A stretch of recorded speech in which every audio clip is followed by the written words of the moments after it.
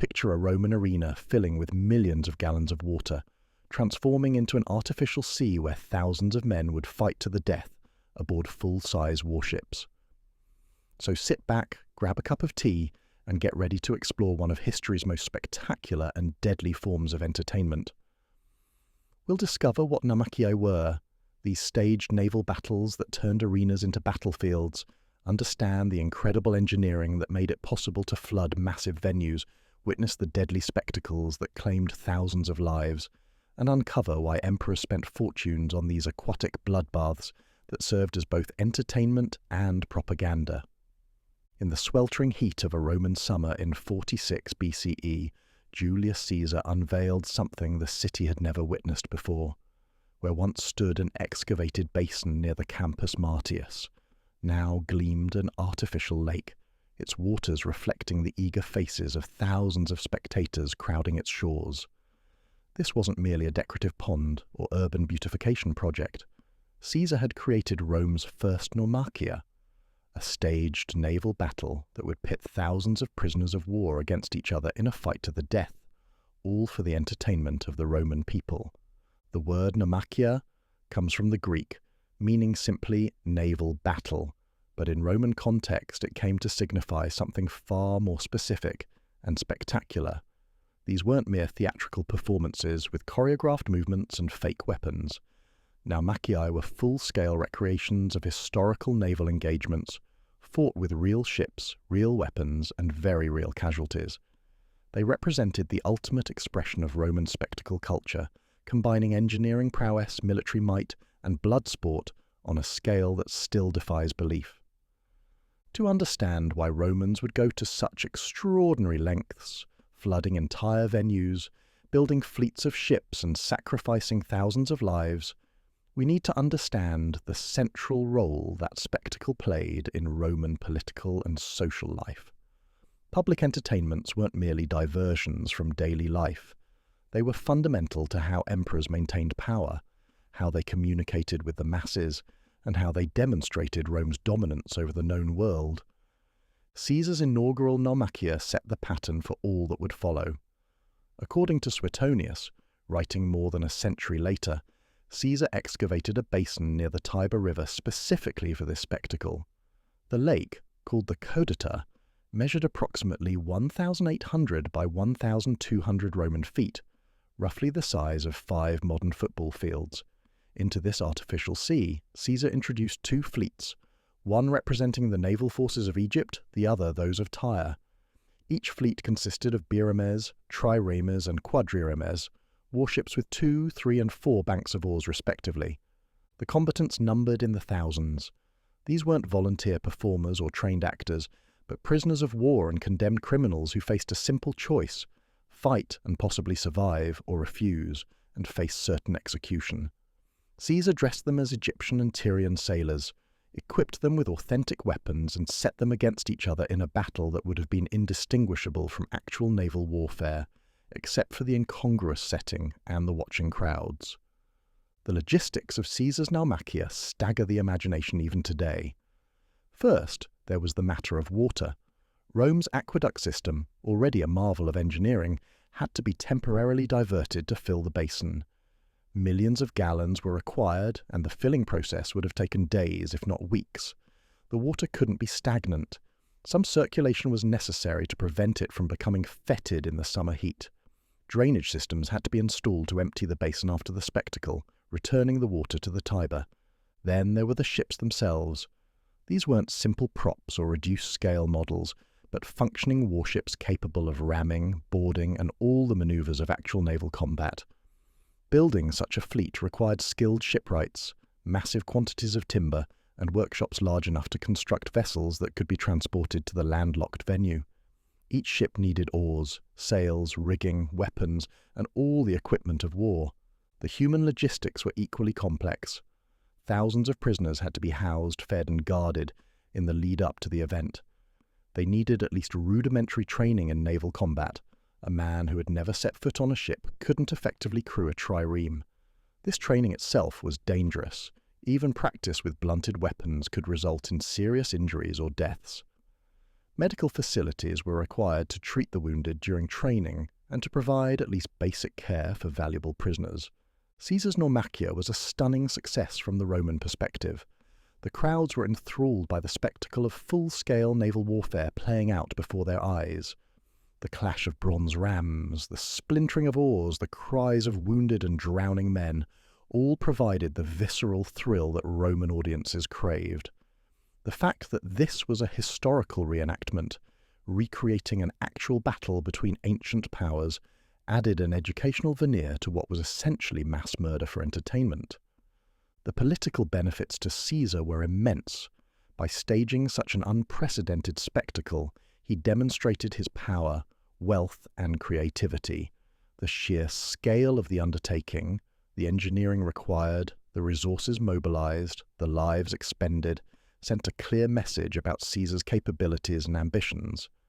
This was a man who could reshape the landscape itself for the entertainment of Rome, who could conjure navies from nothing and command them to destroy each other for sport. Following Caesar's assassination, his adopted son Octavian, later Augustus, recognized the political value of spectacular entertainments. In 2 BCE, as part of the celebrations for the dedication of the Temple of Mars Ultor, Augustus staged a Naumachia that surpassed even Caesar's in scale and ambition. Rather than using a temporary basin, Augustus constructed a permanent facility across the Tiber from the main city, near the present-day Trastevere district. Augustus's Naumachia basin was an engineering marvel in its own right. Measuring 1,800 by 1,200 Roman feet, similar to Caesar's, it was fed by a specially constructed aqueduct, the Aqua Alciatina, whose sole purpose was to supply water for the naval battles.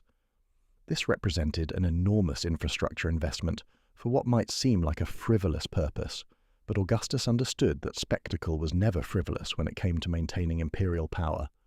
The permanent nature of Augustus's facility allowed for more elaborate preparations and more frequent shows.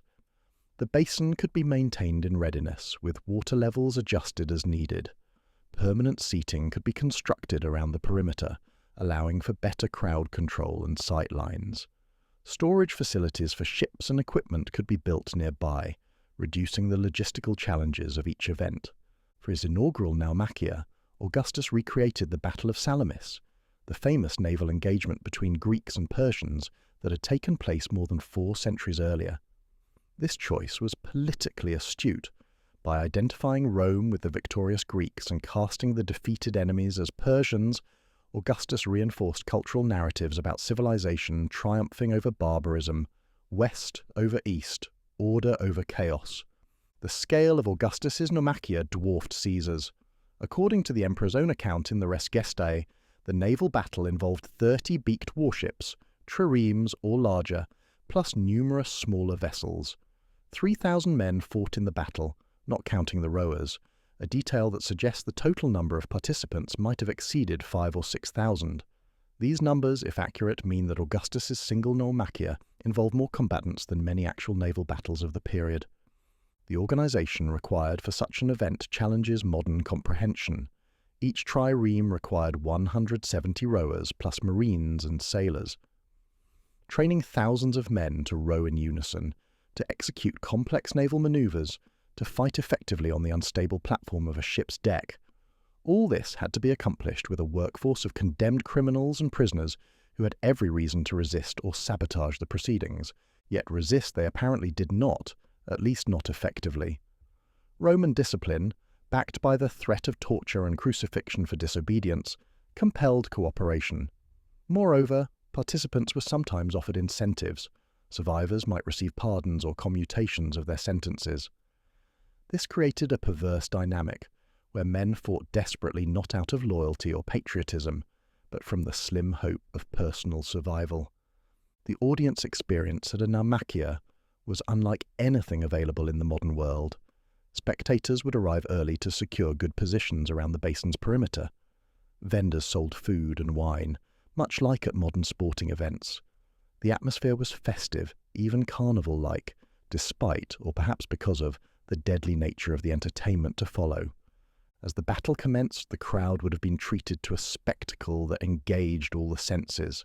the sound of war drums and trumpets signalling manoeuvres, the sight of colourful sails and painted hulls, of bronze rams glinting in the sun, of water churning white under the thrust of thousands of oars, the smell of tar and timber, of sweat and fear, and eventually of blood and death, the visceral thrill of watching full-size warships collide with devastating force, of seeing men hurled into the water, of witnessing the desperate struggles of those trying to swim to safety in full armour. Roman writers describe the crowd's reactions with a mixture of excitement and moralistic hand-wringing. The masses cheered successful ramming attacks, groaned when favoured ships were sunk, wagered on outcomes. The emperor and elite watched from special viewing platforms, their reactions closely observed by the crowd. An emperor who showed appropriate appreciation for the spectacle, who rewarded particularly brave fighters, who displayed suitable gravitas, enhanced his political standing. One who seemed bored or disgusted risked appearing weak or out of touch. The combat itself followed the patterns of actual naval warfare. Ships would attempt to ram their opponents, aiming to punch holes below the waterline. Successful ramming attacks could sink a vessel within minutes, sending dozens or hundreds of men into the water. Other ships would attempt to board their enemies, leading to vicious hand-to-hand combat on blood-slicked decks. Archers and slingers provided supporting fire, picking off enemy sailors and officers. Unlike in real naval battles, there was no retreat in a naumachia. The enclosed basin prevented escape. Surrender was not an option. Fighting continued until one fleet was destroyed or the emperor called a halt. Even then, the victors had no guarantee of survival. They remained condemned criminals whose fates rested entirely in imperial hands. This knowledge must have added a desperate fury to the combat that exceeded even real warfare. The most ambitious naumachia of the early imperial period was staged by the Emperor Claudius in 52 CE. Rather than using an artificial basin, Claudius chose to stage his naval battle on the Fucine Lake, a natural body of water in central Italy. This decision was connected to a massive engineering project, the draining of the lake through a tunnel to reclaim farmland and prevent flooding. Before the waters were released, Claudius decided to use the lake as the venue for a naumachia of unprecedented scale. Tacitus and Suetonius provide vivid accounts of this spectacle. 19,000 combatants manned 100 ships divided into 2 fleets, representing Rhodes and Sicily. The scale was staggering. This single event involved more participants than many actual wars of the period. To prevent escapes, Claudius surrounded the lake with military guards and positioned rafts mounted with catapults around the perimeter. The event began with a famous and possibly apocryphal exchange. As the combatants sailed past the imperial viewing platform, they allegedly saluted Claudius with the phrase Ave Imperator morituri te salutant. Hail, Emperor, those who are about to die salute you. When Claudius responded, aut non, or not, the fighters interpreted this as a reprieve and refused to engage. Only after threats and persuasion from the emperor did the battle commence. This incident, whether historical or legendary, reveals the fundamental tensions inherent in the naumachia. These were condemned men forced to kill each other for entertainment, yet they were expected to do so with enthusiasm and skill. The fiction that they were willing participants, gladly dying for the emperor's glory and the crowd's amusement, was difficult to maintain when dealing with such large numbers of essentially slave soldiers. The Fucine Lake naumachia featured an additional element that became standard in later productions: elaborate theatrical framing. A silver triton rose from the lake's centre to sound the signal for battle on a trumpet. The shores were decorated to represent the coastlines of Rhodes and Sicily. Claudius himself appeared in military dress, emphasizing his role as commander-in-chief presiding over this symbolic victory. The battle lasted for hours, with casualties mounting steadily. Ships rammed and sank, men drowned by the hundreds, the waters turned red with blood. Tacitus notes that the combatants fought with the courage of free men, despite their servile status. This observation might reflect Roman prejudices about valour and social status more than actual events, but it suggests that the spectacle achieved its goal of providing authentic-seeming combat. The question of how Rome could stage naumachii in venues clearly not designed for aquatic events, particularly the Colosseum, has long puzzled historians. Ancient sources clearly state that naval battles were held in the Flavian amphitheater, as the Colosseum was officially known. Martial's book of poems On the Spectacles describes water displays in the arena during its inaugural games in 80 CE under the Emperor Titus. The engineering challenge of flooding the Colosseum was formidable, but not insurmountable for Roman builders. The arena floor was not the solid masonry platform visible today. That's a later addition exposing the underground passages and chambers known as the hypogeum. In its original configuration, the arena had a wooden floor covered with sand that could be removed or modified as needed. Archaeological evidence suggests that the Colosseum's initial design included provisions for flooding. The building sits in a valley with natural water sources, and the Romans were masters of hydraulic engineering. Water could be channeled from nearby aqueducts through a system of pipes and channels. The arena's elliptical shape, measuring approximately 87 by 55 meters, could hold water to a depth of several feet, enough to float shallow draft vessels designed specifically for the space. The key to understanding Colosseum naumachii lies in recognizing that these were necessarily different from the grand productions in purpose-built basins. The ships were smaller, probably flat-bottomed vessels that required minimal draft. The number of combatants was reduced, hundreds rather than thousands. The battles were more theatrical, emphasizing individual combat and dramatic moments over large-scale naval tactics. Waterproofing the arena presented its own challenges.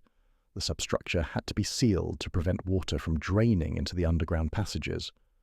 Roman engineers likely used a combination of wooden planking, sealed with tar or bitumen, to create a temporary waterproof barrier. Clay or concrete might have provided additional sealing. The entire system had to be both watertight and removable, as the arena needed to be returned to its normal configuration for gladiatorial games and other events. The filling process for a Colosseum naumachia would have been a spectacle in itself. Water flowing into the arena from multiple points, gradually submerging the familiar sandy floor, transforming the killing ground into an artificial sea. The visual impact on spectators watching their familiar arena disappear beneath the waves must have been profound. This transformation reinforced imperial power. The emperor could reshape reality itself for the crowd's amusement. Drainage after the event posed equal challenges. The water had to be removed quickly to prevent damage to the structure and to allow preparation for subsequent events. Roman engineers likely installed temporary drainage pipes that could channel water into the city's existing sewer system. The Great Drain, Cloaca Maxima, and its tributaries could handle enormous volumes of water, as they regularly dealt with floodwaters from the Tiber. The ships used in Colosseum naumachii were marvels of specialized engineering. They had to be small enough to maneuver in the confined space, light enough to float in shallow water, yet sturdy enough to withstand ramming attacks. Construction probably emphasized theatrical effect over nautical efficiency. Brightly painted hulls, oversized decorative elements, exaggerated rams and figureheads. These vessels were designed to be seen from the surrounding tiers, to be clearly identifiable as Roman or enemy ships. The human element in Colosseum naumachii differed from the massive battles in larger venues. With fewer participants, individual combat became more important. Spectators could follow specific fighters, develop favorites, appreciate particular acts of skill or courage. This more intimate scale may have made the events more engaging for audiences, accustomed to watching individual gladiators rather than mass battles. The participants in naumachii occupied a unique position in Roman society's complex hierarchy of infamy and honour. Unlike volunteer gladiators, who might achieve fame and fortune, naumachia fighters were almost exclusively noxi, criminals condemned to death, or prisoners of war with no hope of reprieve. They fought not for glory, but for the slim chance of survival, knowing that even victory might not save them from eventual execution. Training these reluctant warriors presented unique challenges. Unlike gladiatorial schools, which developed refined techniques over generations, Naumachia training was necessarily abbreviated and focused on basic survival skills. Prisoners learned to row in unison, a skill that required considerable practice to master. They received rudimentary instruction in naval combat, how to brace for ramming attacks, how to board enemy vessels, how to fight on a pitching deck. The trainers themselves were often retired Marines or sailors, men who understood naval warfare, but now found themselves teaching condemned criminals the skills needed to die entertainingly. This must have been a peculiar position, preparing men for death while trying to ensure they fought well enough to provide good spectacle. Too little training and the battle would be a chaotic mess. Too much, and the prisoners might become dangerous. The psychological preparation was perhaps even more important than physical training. Prisoners had to be convinced to fight, rather than simply refusing to participate or committing suicide. Roman authorities used a combination of threats and incentives. Refusal to fight meant immediate torture and execution. Participation offered the possibility, however slim, of survival and perhaps eventual freedom. Some accounts suggest that particular brave fighters might receive pardons, though this was entirely at the emperor's discretion. The ethnic and social composition of Naumachia participants reflected Rome's imperial reach. Prisoners of war came from every corner of the empire: Gauls, Germans, Dacians, Parthians, Jews, Britons. Condemned criminals included everything from murderers and bandits to Christians and other religious dissidents. This diversity was often exploited for theatrical effect, with combatants costumed to emphasize their foreign origins or criminal status. The conditions in which these prisoners lived before their final performance were typically abysmal. Crowded into holding areas near the venues, chained to prevent escape, fed just enough to maintain strength for fighting. Disease was common in such conditions, and authorities had to balance security concerns with the need to deliver healthy fighters for the spectacle. A Naumachia cancelled due to epidemic among the participants would be both a financial disaster and a political embarrassment. Yet not all participants were unwilling victims. Some sources suggest that desperate free men might volunteer for Naumachiae, driven by poverty or the hope of glory. Professional gladiators might participate in staged naval battles, bringing their combat skills to the aquatic arena. These voluntary participants would have been a minority, but their presence added an element of genuine martial skill to what might otherwise have been mere butchery. The economic impact of Naumachiae extended far beyond the immediate costs of staging the events. These spectacles were economic engines that drove employment and consumption across multiple sectors of the Roman economy. The construction of venues, whether temporary basins or permanent facilities, employed thousands of workers: engineers, architects, manual labourers, craftsmen of every description. Shipbuilding for Naumachiae created a peculiar sub-industry. Unlike normal naval construction, which emphasized seaworthiness and durability, Naumachia ships were essentially disposable props, albeit functional ones. Shipwrights had to adapt their techniques to create vessels that looked authentic, functioned adequately for a single battle, but didn't require the expensive materials and time-consuming techniques of real warship construction. The timber requirements alone were staggering. A single trireme required tons of seasoned wood, carefully shaped and joined. Multiply that by dozens or hundreds of ships, and the impact on Italian forests becomes clear. Some historians suggest that the demand for spectacular building projects, including Naumachiae facilities, contributed to deforestation in central Italy, forcing the Romans to import timber from increasingly distant provinces. Provisioning thousands of prisoners for weeks or months of training required enormous quantities of food. Even if the rations were minimal, bread, cheap wine, occasional meat, the aggregate consumption was significant. Guards had to be fed better to maintain morale and effectiveness. Trainers, support staff, medical personnel all required provisions. A major Naumachia might consume as much food as a small city for the duration of its preparation. The medical infrastructure supporting Naumachiae reveals another dimension of their complexity. Training accidents were inevitable when teaching unwilling prisoners to fight with real weapons. Wounds had to be treated, broken bones set, infections prevented, not from humanitarian concern, but from practical necessity. A prisoner who died in training was a wasted investment. Medical staff, supplies, and facilities had to be maintained throughout the training period. On the day of performance, additional economic activity exploded around the venue. Vendors sold food, wine, and souvenirs to spectators. Prostitutes plied their trade among the crowds. Betting syndicates took wagers on outcomes. Pickpockets and petty criminals worked the distracted audiences. The Roman state took its cut through licenses, taxes, and bribes, turning the spectacle into a revenue generator as well as an expense. The political calculations behind staging naumachia were complex and evolved over time. For Julius Caesar, the first naumachia was part of his broader strategy of unprecedented generosity to the Roman people, cementing his position as their champion against the conservative Senate. The scale and novelty of the spectacle demonstrated that Caesar was a new type of leader, willing and able to provide entertainments beyond traditional limits. Augustus used naumachia more strategically, incorporating them into his careful construction of imperial ideology. By recreating historical battles where civilization triumphed over barbarism, Augustus reinforced narratives about Rome's destined dominance. The permanent facility he constructed sent a message about the stability and permanence of his regime. This wasn't a one-time extravagance, but an ongoing commitment to the people's entertainment. Later, emperors faced different political pressures.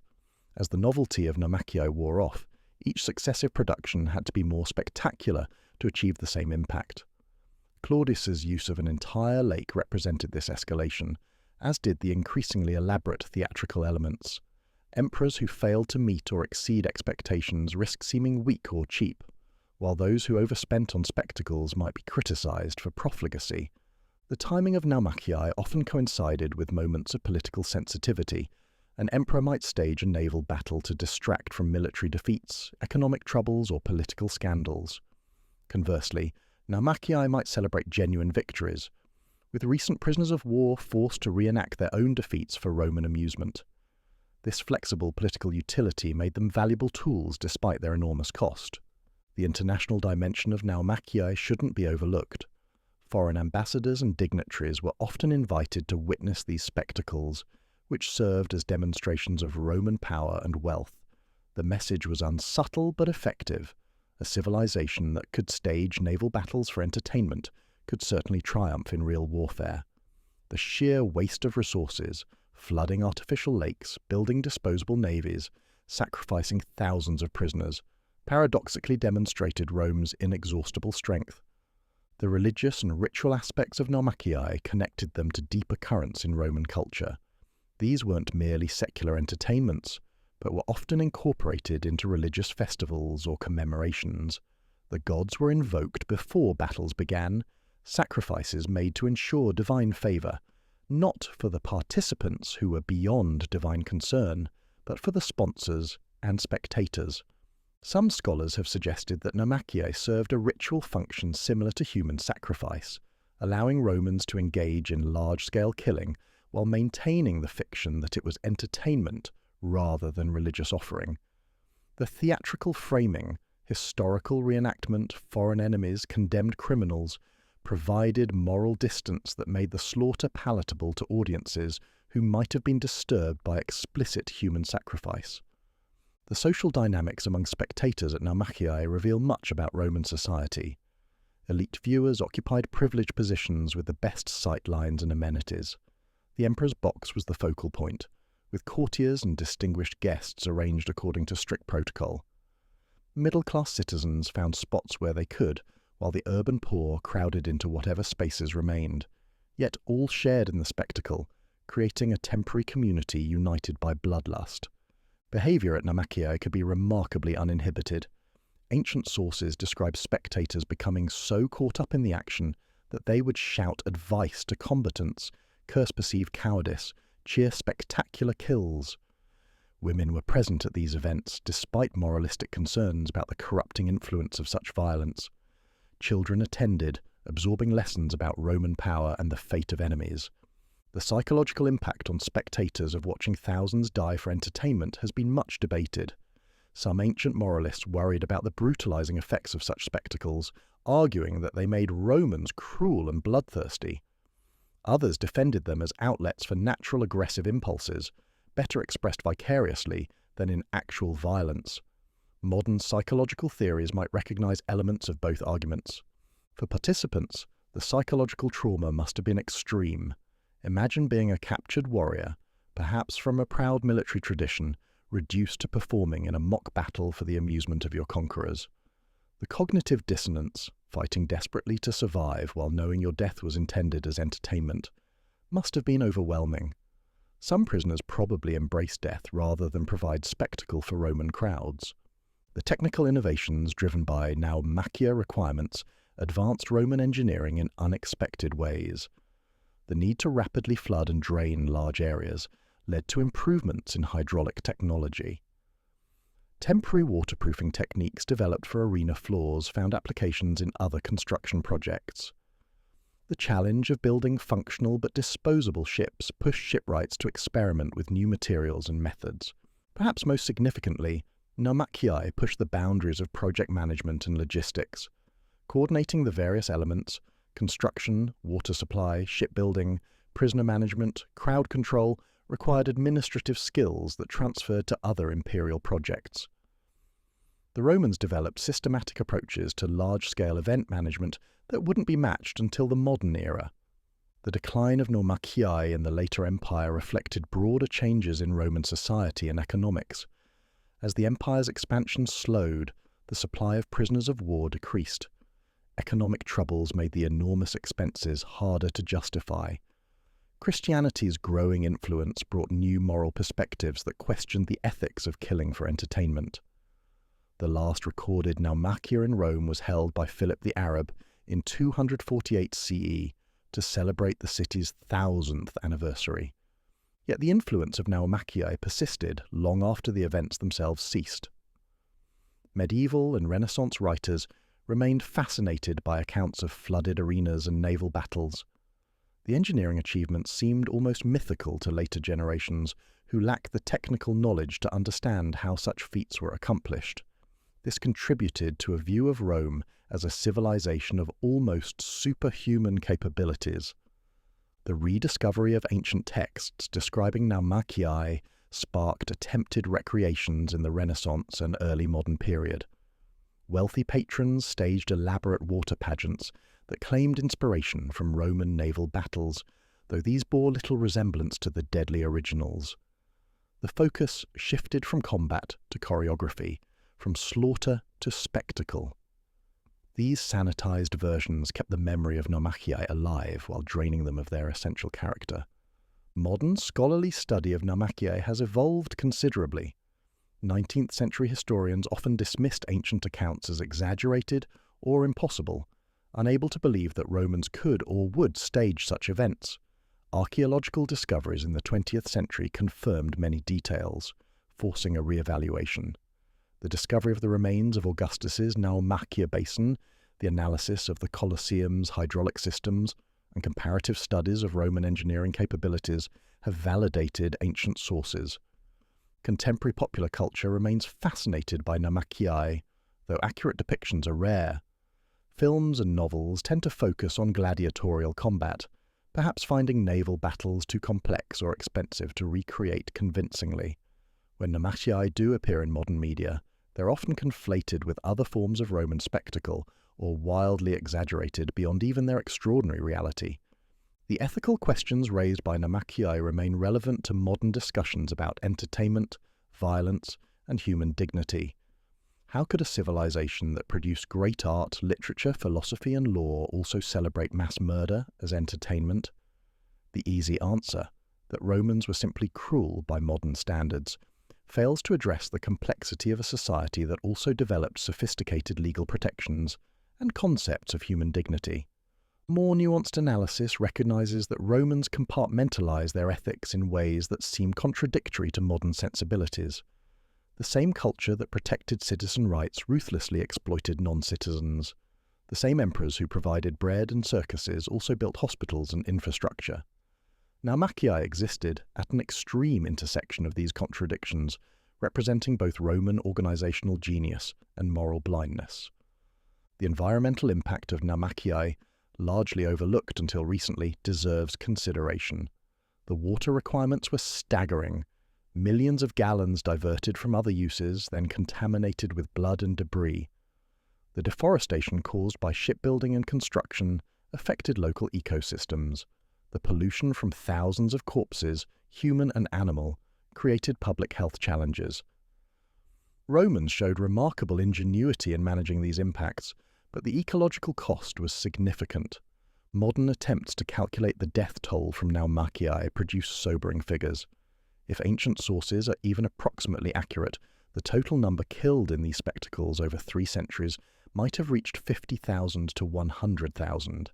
This rivals the casualties of major wars, yet these deaths served no strategic purpose beyond entertainment and political manipulation.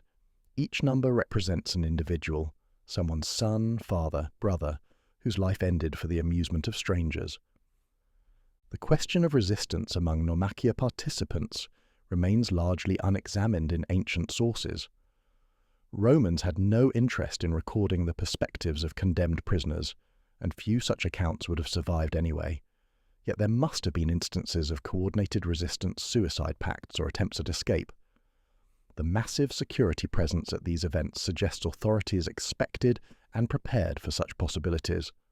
Some tantalizing hints suggest that participants might have developed their own cultures and rituals around their impending deaths. Graffiti from holding cells, fragmentary accounts of prisoner behavior, and archaeological evidence of informal religious practices all point to complex social dynamics among the condemned. These men, facing death in the arena, created their own meanings and communities in the shadow of annihilation. The gender dynamics of Naumachii deserve more attention than ancient sources provide. While combatants were exclusively male, women participated as spectators and were affected as family members of both participants and viewers. Elite women sometimes sponsored games, including water spectacles. The wives and children of condemned prisoners faced their own traumas, often enslaved or left destitute. Women's perspectives on these brutal entertainments, filtered through male-authored sources, remain largely inaccessible. The role of children at Naumachii raises disturbing questions about Roman child-rearing and moral education. Parents brought children to watch thousands die, apparently viewing this as acceptable or even educational entertainment. How did witnessing such slaughter affect developing minds? Did it produce the intended effect of demonstrating Roman power and justice, or did it traumatize generations? The silence of sources on these questions speaks volumes about Roman assumptions. The economic opportunity cost of Naumachii, what else could have been accomplished with those resources, provides another angle of analysis. The money spent on a single major Naumachia could have built aqueducts, roads, or public buildings with lasting benefit. The labour absorbed in preparation and execution might have been directed to productive purposes. Yet Romans, or at least their leaders, consistently chose spectacle over infrastructure when allocating discretionary resources. This preference for spectacle reveals fundamental aspects of Roman political economy. In a system where popular approval translated directly to political power, emperors rationally invested in entertainments that provided immediate, visible returns. A road or aqueduct might benefit thousands for generations, but a Naumachia delivered concentrated political capital to its sponsor. The misallocation of resources, from a modern economic perspective, made perfect sense within Roman political logic. The technological legacy of Naumachii extends beyond their immediate innovations. The challenge of rapidly flooding and draining large spaces pushed Roman engineers to develop techniques later applied to harbour construction, land reclamation, and flood control. The temporary nature of many installations encouraged modular design thinking that influenced later architectural practices. Even failed experiments in Naumachia staging contributed to engineering knowledge. The cultural memory of Naumachii in post-Roman Europe took curious forms. Medieval chroniclers, unable to comprehend the scale of Roman spectacles, sometimes transformed them into miraculous or magical events. The flooding of arenas became the work of sorcerers rather than engineers. This mythologization paradoxically preserved memory of the events while obscuring their historical reality. Renaissance humanists, rediscovering classical texts, initially approached descriptions of Naumachii with skepticism. The accounts seemed too fantastic, too wasteful, too cruel to be literally true. Only gradually, as archaeological evidence accumulated and understanding of Roman engineering advanced, did scholars accept that these incredible spectacles had actually occurred. This process of disbelief, investigation, and eventual acceptance mirrors modern reactions to many aspects of Roman civilization. The influence of naumachii on later European court spectacles, while indirect, was significant. The idea that rulers should provide elaborate entertainments combining technical innovation with theatrical presentation descended partly from Roman precedents. When Louis XIV staged his elaborate fountains and water displays at Versailles, he was heir to a tradition stretching back to Caesar's flooded basin, though transformed beyond recognition. Modern sports and entertainment venues still grapple with challenges first addressed by naumachia builders. How do you move large crowds safely? How do you provide sightlines for thousands? How do you create infrastructure that can be reconfigured for different events? Roman solutions to these problems, developed for their deadly spectacles, influenced amphitheater design principles that persist in modified form today. The psychological appeal of naumachii, watching elaborate recreations of historical events, finds modern parallels in historical reenactment communities, wargaming, and military-themed entertainment. The crucial difference, of course, is consent and safety.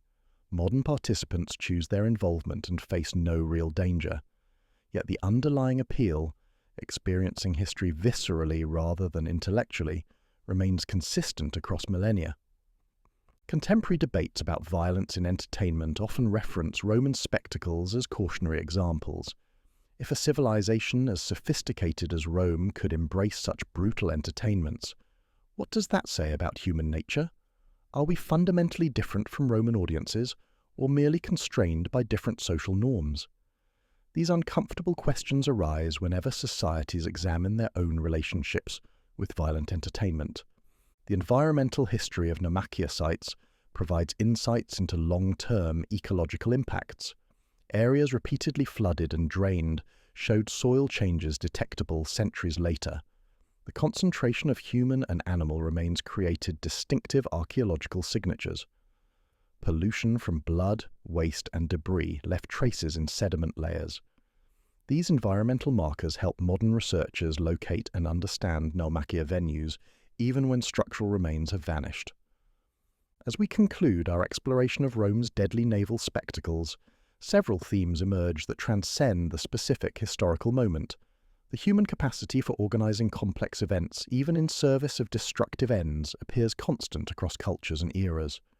The tension between moral principles and entertainment preferences challenges every society. The willingness of political leaders to expend vast resources on temporary spectacles rather than lasting improvements seems depressingly universal. Yet we must resist the temptation to judge Roman naumachii solely by modern standards, or to use them simply as evidence of Roman cruelty.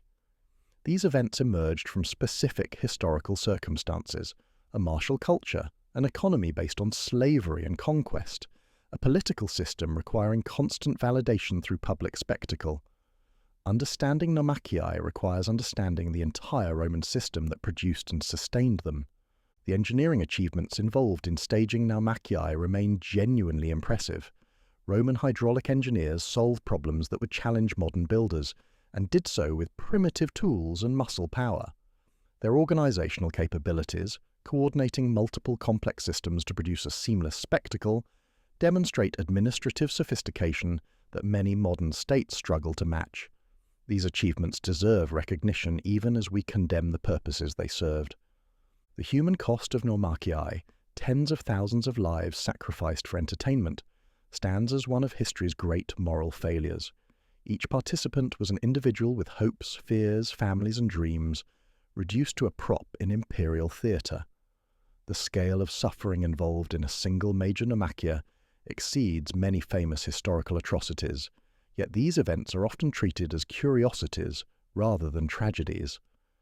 Remembering the victims as human beings rather than statistics remains an essential moral obligation. The political lessons of naumachii retain relevance for modern democracies. The temptation to distract populations with spectacle rather than addressing substantive issues, to substitute entertainment for policy, to purchase approval with bread and circuses, these patterns recur throughout history. Understanding how Roman emperors used naumachii to manipulate public opinion provides insights into modern political theatre. As our narrative concludes, we return to that summer day in 46 BCE, when Caesar first flooded his artificial basin and set fleets against each other for Rome's amusement. That moment inaugurated a tradition that would persist for 3 centuries, consume vast resources, and claim countless lives. The gleaming water that reflected eager Roman faces also reflected a civilization capable of extraordinary achievements and extraordinary cruelty, often simultaneously. The empty basins and modified amphitheaters that once hosted naumachii stand now as monuments to human ingenuity misapplied. Tourists walking through the Colosseum rarely realize they tread above channels that once carried millions of gallons of water, transforming the arena into a sea. The suburban development covering Augustus's naumachia gives no hint of the spectacles once staged there. These sites have returned to ordinariness, their extraordinary and terrible history largely forgotten. Yet the legacy of naumachii persists in unexpected ways. Every time engineers design systems to rapidly reconfigure spaces, they build on principles developed for Roman spectacles. When event planners coordinate complex productions involving thousands of participants, they follow organizational patterns first established for deadly entertainments. The techniques developed for naumachii outlived their original purpose, contributing to human knowledge even as their moral context is rightly condemned. The fascination with naumachii in popular culture, from novels to documentaries to video games, suggests these events still capture imaginations. Perhaps the sheer scale and audacity of flooding arenas for naval battles appeals to some fundamental human appreciation for the spectacular. Or perhaps we're drawn to extremes of human behavior, trying to understand how civilized people could embrace such barbaric entertainments. Whatever the reason, naumachii remain potent symbols of Rome's combination of grandeur and brutality. Modern Italy preserves few physical traces of naumachia venues, but the cultural memory persists in unexpected ways. Place names sometimes preserve ancient associations. The Roman neighborhood of Trastevere, site of Augustus's basin, retains aquatic references in some street names. Local traditions and legends sometimes echo the spectacular events once staged nearby. The physical evidence may be largely erased, but cultural archaeology reveals persistent traces. The interdisciplinary nature of naumachia studies, combining history, archaeology, engineering, sociology, and psychology, demonstrates how complex historical phenomena require multiple perspectives for full understanding. No single approach adequately explains how and why Romans staged these spectacles.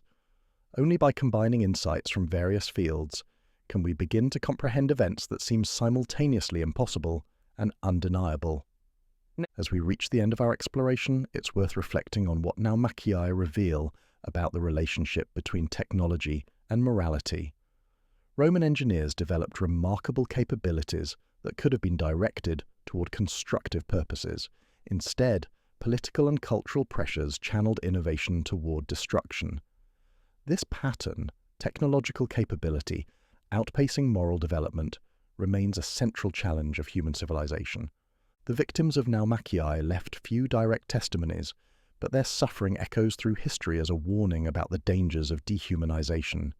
When any society begins to view certain people as expendable entertainment, it starts down a path that leads to atrocity. The Romans' careful categorization of naumachia participants as criminals or enemies didn't change the fundamental reality of mass murder for amusement. Modern societies must remain vigilant against similar moral blindness. The story of Roman naumachii ultimately transcends its specific historical context to raise universal questions about human nature, political power, and social values. How do societies balance order and entertainment? What are the moral limits of spectacle? How does technology shape and reflect cultural values? These questions, first raised in stark form by Rome's deadly naval battles, continue to challenge every generation. In the end, naumachii stand as perhaps the most extreme example of Rome's spectacle culture, a culture that valued display over substance, immediate gratification over long-term benefit, entertainment over ethics. Yet this same culture produced architectural marvels, literary masterpieces, and legal principles that still influence world civilization. The paradox of Rome, capable of supreme creation and supreme destruction, finds its perfect symbol in the flooded arena, beautiful and terrible, ingenious and insane. The waters that once filled Roman basins for deadly naval battles have long since drained away, but the questions they raise remain fluid and urgent. How should civilizations use their capabilities? What ethical obligations do the powerful have toward the powerless? How can societies channel competitive and aggressive impulses constructively? These challenges, faced imperfectly by Rome, confront every human community. As you finish this journey through one of history's strangest and most spectacular phenomena, perhaps you'll carry with you both amazement at Roman engineering and revulsion at Roman cruelty. That dual response, admiration and condemnation, may be the most appropriate reaction to naumachii. They represent human capability at its most impressive and human morality at its most deficient, intertwined in ways that resist simple judgments. The Roman arenas that once echoed with the clash of naval combat now stand silent, their deadly waters long evaporated. Yet in that silence we can still hear important lessons about power, spectacle, and human dignity. The story of naumachii reminds us that technological marvels and moral progress don't automatically advance together, that civilization is measured not just by what we can do, but by what we choose not to do.